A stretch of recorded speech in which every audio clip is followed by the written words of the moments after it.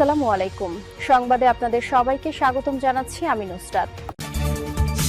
মাত্র ৭২ ঘন্টা এই অল্প সময়ে ইসরায়েলের সামরিক তৎপরতা ছড়িয়ে পড়েছে মধ্যপ্রাচ্য থেকে শুরু করে ৬টি দেশে।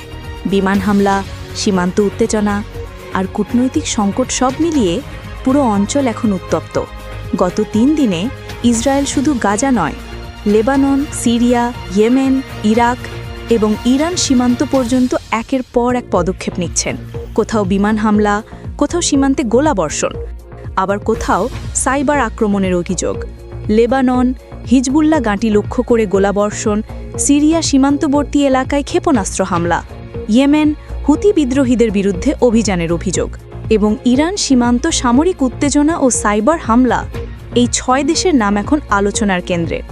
জাতিসংঘ গভীর উদ্বেগ প্রকাশ করেছে, আরব লীগ জরুরি বৈঠক ডাক দিয়েছে, যুক্তরাষ্ট্র আংশিক সমর্থন দিচ্ছে, তবে ইউরোপীয় দেশগুলো উদ্বেগ জানাচ্ছে। বলা যায় আন্তর্জাতিক কূটনীতি এখন সরাসরি এই সংকটের কেন্দ্রবিন্দুতে। সাধারণ মানুষই সবচেয়ে বেশি ক্ষতিগ্রস্ত। বেসামরিক হতাহতের সংখ্যা বাড়ছে, হাসপাতালগুলোতে চাপ তৈরি হচ্ছে, হাজার হাজার মানুষ আশ্রয় হারিয়ে গভর্ণাত্রী শিবিরে ঠাঁই নিচ্ছেন। এই মানবিক সংকট গোটা মধ্যপ্রাচ্যকে আরও অস্থির করে তুলছে। বিশ্লেষকরা বলছেন, যদি আগামী দিনগুলোতে এই হামলা পাল্টা হামলা বন্ধ না হয়, তবে বড় আকারে আঞ্চলিক যুদ্ধ শুরু হতে পারে।